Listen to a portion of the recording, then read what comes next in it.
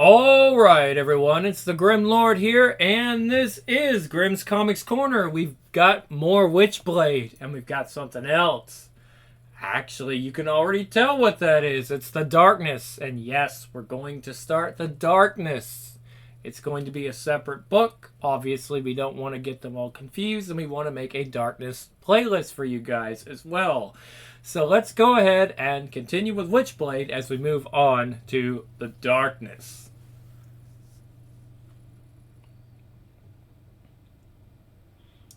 Issue number 10.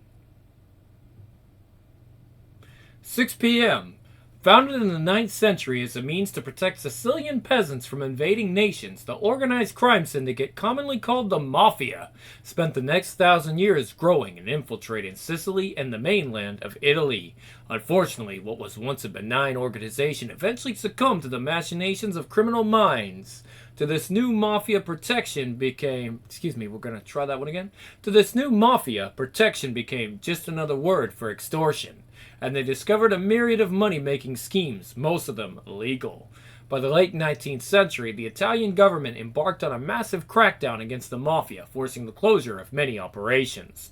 The criminals, not wanting to lose business, looked to other nations where they could spread their influence. None looked more promising than America. "Ooh, Jackie, I love your car. All these buttons and knobs, hee." And the land of opportunity lived up to its name for them. What does this knob do? It's so, nice. Ah. Hey, where are we going? I thought the dinner reservations were for 7 o'clock. I'll just be 2 minutes, darling. Much like their Italian counterparts, the Japanese Yakuza's forefathers, the Machiyoko, arose out of a need to protect townspeople from bandits. And again, like the Italians, the Yakuza quickly saw the greater profit potential in illegal activities. It is time for the initiation of our new member, Haruo-san. For the Yakuza, their entrance to the United States didn't occur until much later, and they've only recently begun to reach the Italian levels of infiltration into American organized crime. Much to the dismay of the Italians, who had already endured years of declining profits due to the rise of Colombian drug cartels. And in the late 1980s, dismay turned to anger and violence, as the U.S. saw the worst outbreak of gang violence since the St. Valentine's Day Massacre of 1927. For a few months, the nation lived in the grip of fear. No tourists could travel to Little Italy in New York or Little Tokyo in L.A. without wondering if they'd get hit by stray bullets. The cops were helpless. There was nowhere to turn. This is too easy. I understand this is a sacred place of holiness or whatever. But since when did that ever stop me? But one day the shooting stopped and a truce was called. The organized crime divisions of the New York and LA police departments took credit for the peace, as did the U.S. Attorney General. They all knew they had nothing to do with the truce. They had no idea why it happened, so they figured they might as well take credit for it. It was, after all, election season. In truth, the war ended because Kenneth Irons decided it. "Gentlemen, how you doing?" Poof, poof. At a midnight meeting between himself, Ian Nottingham, the top mafia dons, and the Yakuza Oyabun Irons laid out his master plan for the future of American organized crime. Not so good, I guess. Poofed. This plan, never to be seen by Irons International, is shareholders nor by the Wall Street Journal, nor anyone else besides the people in that room, promised to increase profit margins of the various groups by 20%. Haruo, as our honored guest, please tell my family why you wish to become Yakuza. And focus on the strength and needs of the individual syndicates. The Mafia, haters of authority, gained a more universal control over labor unions and drug smuggling. The Yakuza had more far-reaching plans for American business, and Irons accommodated them all. The truce endured unabated until... let's try that all again. The truce endured unabated until roughly a week ago, when Kenneth Irons took a swan dive out of his Central Park West penthouse. Good afternoon, gentlemen, and in case the Yakuza didn't know it yet, before you kill me, please be aware that your family, whoever they are, will die a very slow, horrible death. And now, what have you to say for yourself, young man? Don Franchetti sends his regards. War has been declared. Split. 1 minute, 45 seconds down. 15 to go. Oomph! And done. I wonder if he'll be mad if I want French tonight instead of Italian food. Hey, that was quick. Did you see your friends? Yeah, but let's pick up where we left off. Street! 9:05 a.m. the following day. You better watch out, Jake. Sounds like Siri's on the warpath. Haven't heard him this riled up since the in-laws were in town. Thanks. So, what the hell happened at Iron's penthouse? We've got 2 bodies decomposing at the morgue, and the medical examiner can't even locate their teeth. And while you 2 were doing God knows what, this microwave murderer gets every headline in the city. Upstairs has been on my ass all week. I need this goddamn case solved or we're all gonna hear about it. He can't even figure out what the hell happened. You were there. Mind telling me? Chief, you wanted to see me? Joe Siri, you gotta love him. Guy's been here for at least half a day, and a half of his tie is still on. That's the kind of dedication that the bureaucrats upstairs will never appreciate. They want Sherlock Holmes super sleuth solving the unsolvable. And you, McCarthy, I hope you have a better story than your partner. Whap! It was Seltzer. I mean, Seltzer set it up. Seltzer, he was involved in there. There was this infrared laser that took them out. It had something to do with the Rialto fire. And when we arrived on the scene, this weapon, Seltzer went for it. It killed Irons and his associate, Ian Nottingham, and him. Jake, who do you think you're talking to? So, first they got killed with lasers, and then they were thrown from a window. Who threw them? The gun? It must have been some weapon. Too bad there's no evidence of it. I'll take Joe any day. All the homicide detectives here are lucky to work for him. Should probably pay his wife a visit. Dolly's been like a mom to me. Sarah, help me. Sarah, I'll give you one more chance. Does Jake's story match yours? Was Seltzer really involved with the Rialto fire and the murder of Kenneth Irons and Ian Nottingham? Yes. Sorry, Jake. Maybe I'll talk when I'm clear on what happened. For now, that foot in your mouth is fine by me. Get out! Both of you! Sarah, we really need to talk. I've got to give Siri answers and... Joe, let us off... Excuse me, let's try that one again. Joe let us off kind of easy. I wonder what he really knows. Yes, I want to talk to you all about it all. When can we be alone? Excuse me. When we can be alone. Is that okay? Yeah, I'm free tonight. Call me. Whoa, about time. Maybe someone will have some answers. Jamaica Estates, Queens, 2:45 p.m. Happy birthday, dear Gina. The quasi-adopted son of Don Frankie Franchetti, Jackie Estacado, gave up wondering who his real parents were a long time ago. Happy birthday to you. Why should he? Even though he wasn't Italian, he attained favored son status with the Don a long time ago. Hey, I'm gonna take a piece to the big guy. Come back soon, Uncle Jackie. We're gonna have chicken fights in the pool. A good place to be if you like $5,000 suits, hot Italian cars, women with expensive tastes, and the dusk till dawn New York nightlife. All in exchange for the occasional hit against your boss's enemies. Do you boys want some coffee? No thanks. Mrs. on duty. Once Jackie realized that finding his natural parents might mean he had to get a real job, it was adios, Mr. and Miss Estacado. Buongiorno, Don Franchetti. So that's done it, old Donald. Separated his shoulder.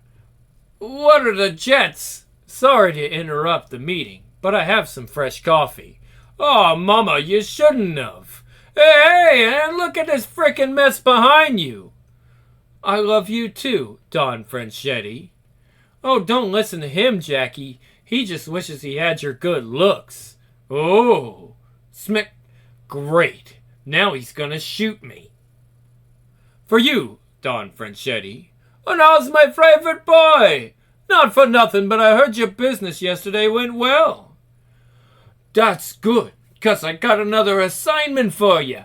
It seems the goods that we wanted from the Rialto a way back have surfaced again.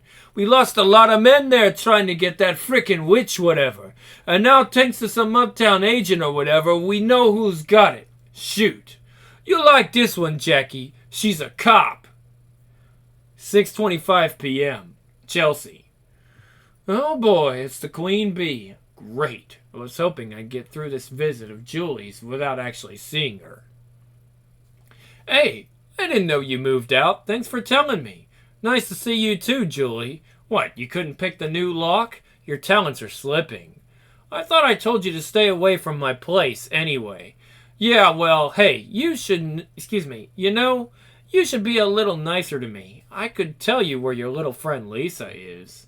Screw you. Don't mess with me, Julie. I swear I'll make your life hell. Where is she?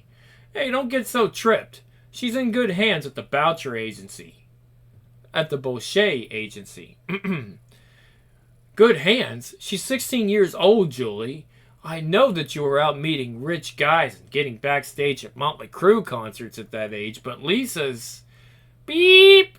What, nicer? Purer? Anyway, I don't care.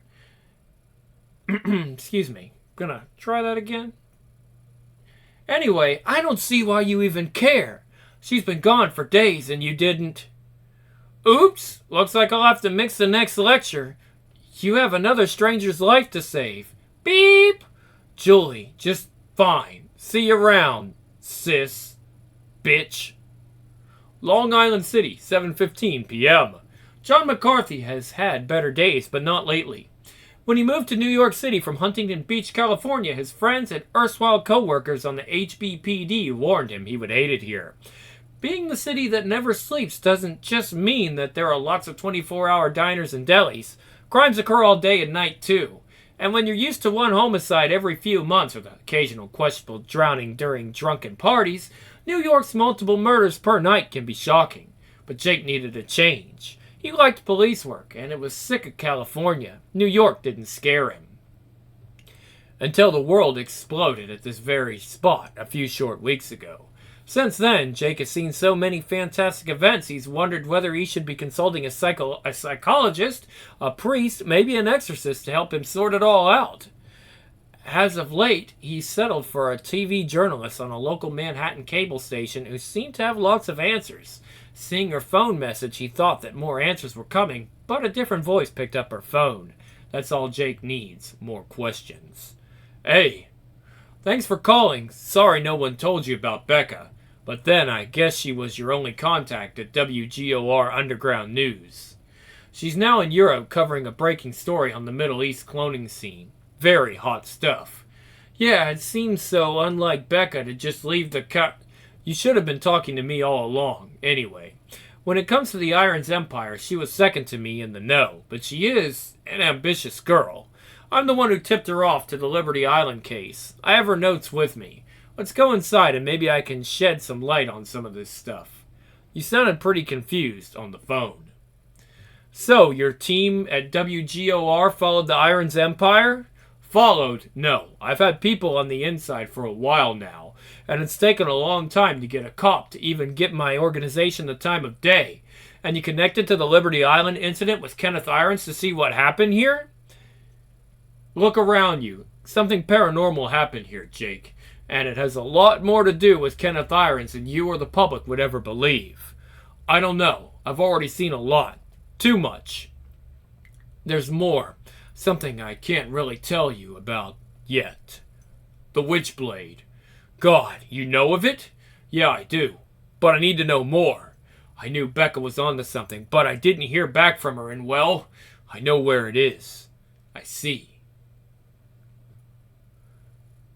What is it? Maybe I can help. Let's get out of here and talk. I have some video footage to show you. Meanwhile, across the East River in Manhattan. Where the hell is Jake? Today Siri yells at us to get some leads on the microwave murder. He kills 3 more girls right below last night's hotel room window. Jake should be here. I'm so pissed off that it makes searching for clues almost impossible. Damn, Julie. Someone's coming. I know all the uninformative gone... Damn, I messed that one up. Someone's coming. I know all the uniforms have gone already, and Jake's MIA. So who's back there? Hey, what's a pretty girl like you digging through New York trash? Oh God, just what I need. Some loser trying a pickup line. This is police business. Please be on your way. Wow, you smell so good. Imagine hearing all the city's filth and you're like a flower amidst it. Ha, he's really trying to pour it on thick. Who let this guy out of Little Italy? Look, I'm working. Thanks for the compliment, if that's what it was, but, oh my God, it looks just like... Ahem, but if you don't leave, I'm going to arrest you for loitering at a crime scene. Now go away. Hey, okay, I'm going. Thought you were someone else.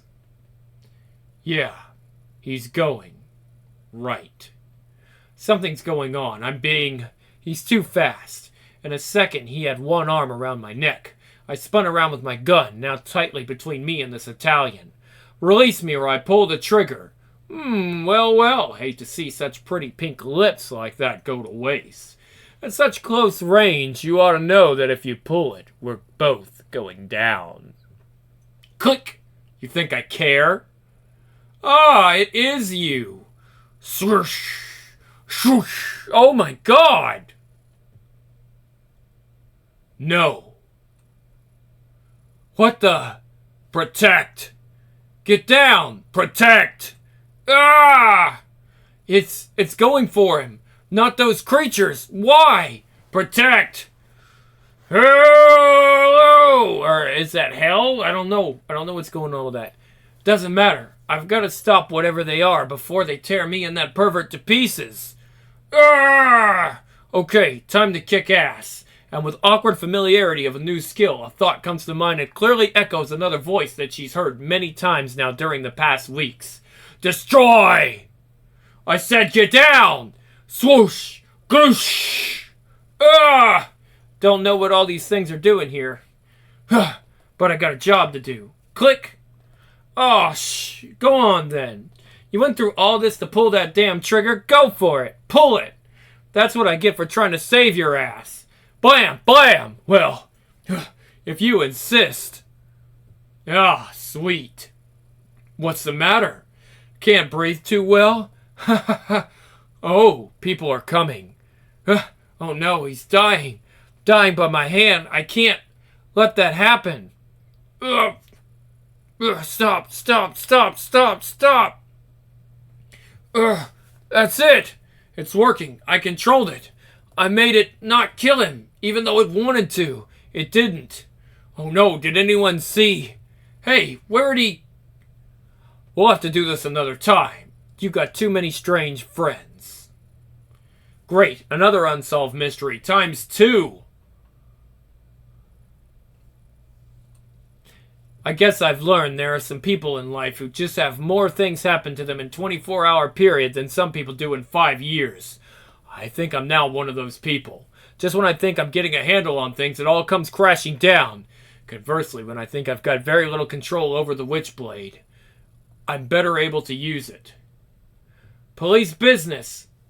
Nothing to see here. What? And who exactly was it protecting me from this time? Those creatures or him? It didn't see those things as a threat. Only him. But why? And when I could hear him gasping for air and falling to his knees, he was going to be destroyed, just like I had commanded. Yet I stopped it. I wonder if that was a mistake. Not the end.